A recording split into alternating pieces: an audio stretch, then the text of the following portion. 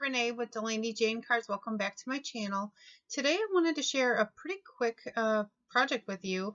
I printed out the entire stamp set called First Coffee by Clair Designs. I did it with my toner printer, and then I cut it out using my Silhouette software. And then I'm going to selectively foil these pieces. This makes several cards in a really quick amount of time. I use Scotch repositionable or removable tape when I'm doing this. I love that stuff. It's kind of my secret weapon in my craft room. I use it all the time.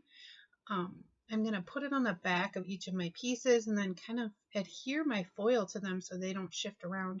Wish I would have thought a little bit better about this one right here, the I Love Coffee mug, because that little piece of purple foil did shift a little bit. So I'm using some shattered rainbow foil. This is some deco foil by Thermoweb, and I love this stuff. There's several sheets in the roll and they're all different. So here I'm showing you the selective foiling part. I decided the word coffee I wanted in pink and the rest I wanted in black. I don't remember how long ago it's been since I ordered that black foil, but when I received it, I was like, what am I going to do with black foil? What is the purpose of black foil? I love black foil, I'm telling you now. It gives this really cool kind of embossed look, like heat embossing, except for it's not raised, and I can Copic color on it without hurting the nibs of my markers or ink blend, and it will resist, and I just think it's fantastic. Oh, I was also drinking wine while I was doing this, so you know it had to be some quick cards because I only had that much wine. When I foil anything or when I use my laminator, I always run everything through 3 times, face up, face down, and then face up again. Not sure exactly how a laminator works, where it heats up, but I want to make sure that it heats my project evenly, and I always get the best results when I do that. It does not take much longer to run it through 3 times like that, and I do that for everything. So here I'm just pulling off all of my pieces, and you can see that the tape does transfer the foil, but I can peel the tape right off, and then it made sure that my foil stayed in the right places. And I very much appreciate Scotch for coming up with that kind of tape because it doesn't really stick to my project. I can pull it up, move it around. I use it for die cutting all the time to hold things in place. I love that tape. So if you happen to see it, it's called Scotch removable tape. It's in a little blue box, and it is totally worth the little bit of money. I find that it works better in my die cut machine too because it is very thin, doesn't apply any extra pressure to my paper, and then I don't get that impression that sometimes you get with the thicker tapes like the purple tape or painter's tape or even micropore tape. So here I just did the rest of the entire stamp set. I have done the entire stamp set now. I ran everything through. I did the cat and the bear. I did with just the black foil. I wanted them to have that shiny outline. Some of these I did selectively foil again, made sure that I had my pieces taped in where I wanted them to. Now this one here with the classic, I wish that one would have came out better. My toner printer must have got toner in the wrong place, and therefore it foiled in the wrong place, and I wasn't able to fix it. This one that says let's go on a starvation diet for 24 hours or no coffee for 24 hours, I highlighted the number 24. I didn't use that one in any of these cards, but you'll see what I do use here. So the bear, he's shiny, and so is the cat, and I am still able to Copic color them.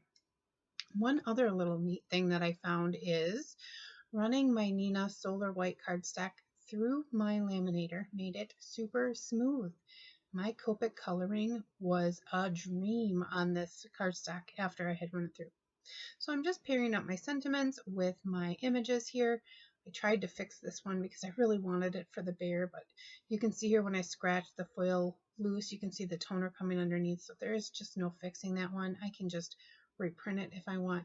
Then I wasn't sure if I was going to use this starvation diet one, but I decided against it. So those are the 4 setups there. And what I did is die cut everything off screen. I also Copic colored everything off screen. For those glasses, I did trim them down just a little bit more with my scissors, and then I ran a gray Copic marker around them so you don't see any white border since they're going to sit on the cat's face. This is some Darice glitter cardstock, sticky cardstock. It does shed, so I'm really happy to get it out of my stash, and I'm going to put it behind this cover plate die by Birch Press, and it's going to kind of, not a lot of it's going to show through, so it shouldn't really shed off there. This is a Birch Press layering cover die. Say that 10 times fast. And it's called Dazzle. It is really fun. This is the first time I have ever cut it out of anything but white. I have always used it white on white, and I thought these would be really fun in really bright colors. So you'll see that is the theme through all of these cards, is bright, fun colors. I am so ready for summertime. I want to get out of my house. I want the dreary weather to be over. I don't want to worry about snow anymore or cold. So that is where you get today's cards. They are super bright and fun. I'm going to adhere his little glasses down kind of farther down on his nose so you can see that his eyes are back there peeking out. I just thought that he was just super fun, and he covered up that little center on the Dazzle die really good so you couldn't see all of that glitter behind there. And then I just adhered down the sentiment here that is selectively foiled. It says, "You did it, I knew you could," and I thought that this was super fun and pretty. I love that it's shiny and glimmery, and it's pretty flat too. Later I poked around with the idea of adding sequins to that one. I just couldn't do it. It's too pretty. So here's another piece of that Darice glitter cardstock that's sticky, and each time I just stuck it down to a piece of inexpensive black cardstock. Now this die here is a Gina Marie Designs die. It's fantastic, except for it's kind of a pain to cut out. It doesn't always want to come out nice and clean, and there are a bajillion circles there. So, I mean, I like it. I don't use it very often because it's kind of, like I said, a pain to use. But it is so pretty. So I place that over top of that glitter cardstock, and you can see how it just shimmers right through. And then there's like a spot where it didn't cut right, but our foiled cup is going to save the day. Now I decided I wanted to Copic color at least the coffee inside the mug. I wanted these to be super simple, but I still wanted them to look nice. So I went ahead and Copic colored with just a few round markers here. The E40 family, E44, 47, and 49, I believe.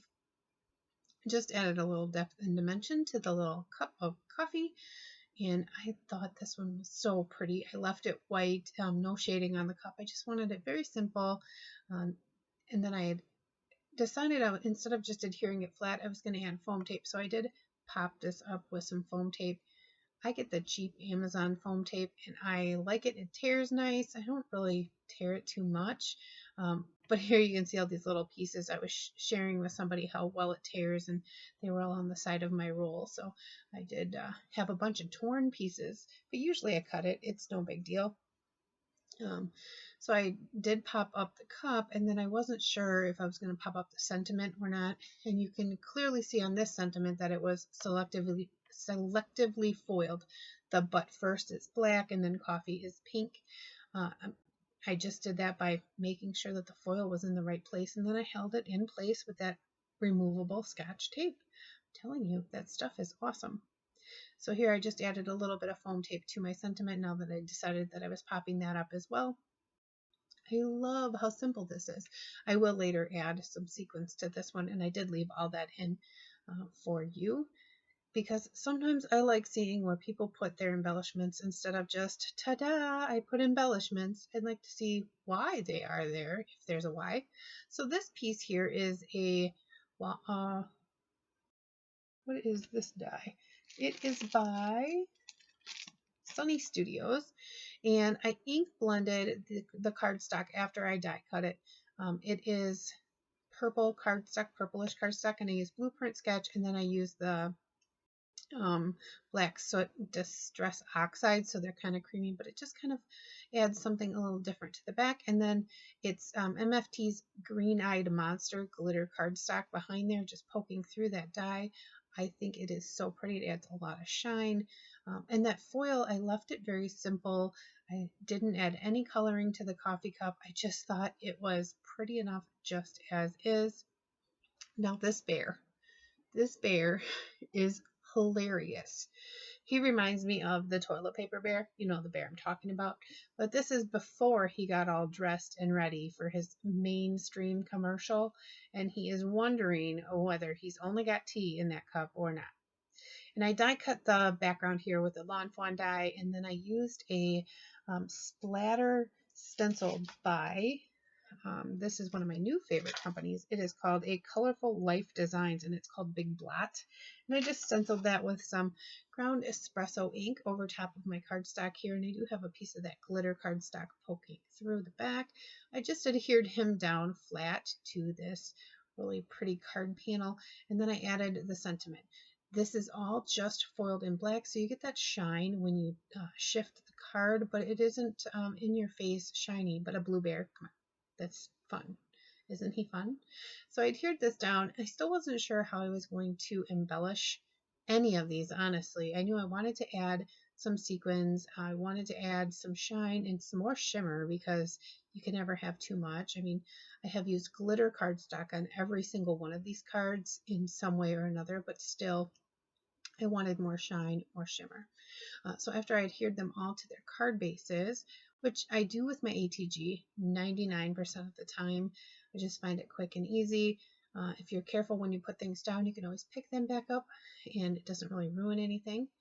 So here, I'm not sure which one's my favorite, but anyway, so I pulled out a bunch of different sequin mixes that I thought would go well and kind of spread them out and decided what I was going to use here. Now I liked this like well, not white, so they're translucent. Yeah, translucent white, kind of pearly white in really shiny, like clear sequins.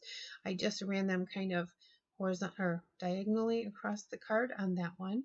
For this one, I pulled these more purpley tone flat. These are actually not called sequins. They are called confetti. And I just added a few of these. They kind of have a shift to them, which is really cool with the green in the background hiding underneath that purple and blue. I just thought that that was super pretty. This is the one where the heart on the I Love Coffee mug isn't foiled exactly how I wanted it to, but it turned out kind of cool. Like half the heart is purple and half of it is black, and I think that's kind of neat. So for this bear, I decided from that same mix that I got the blue and purple sequin mix from, or sequins from, or they aren't sequins, they are confetti. We just talked about this. I pulled out the stars that were in there, and I thought, you know, I'm not sure what he had done the night before. He has bloodshot eyes and a cup of tea, because you see the little tag. It's got to be tea, right? Not coffee. And I figured maybe a little floating stars around his head might be perfect, kind of cartoony. So I added a few of those. And once I put 3 down, it seemed like it needed a few more down in the corner. So I will pull in 2 more and kind of scatter them across the card so that they kind of go diagonally across and tie everything in together. So I'd like to know, do you foil your digital images? Do you use digital images?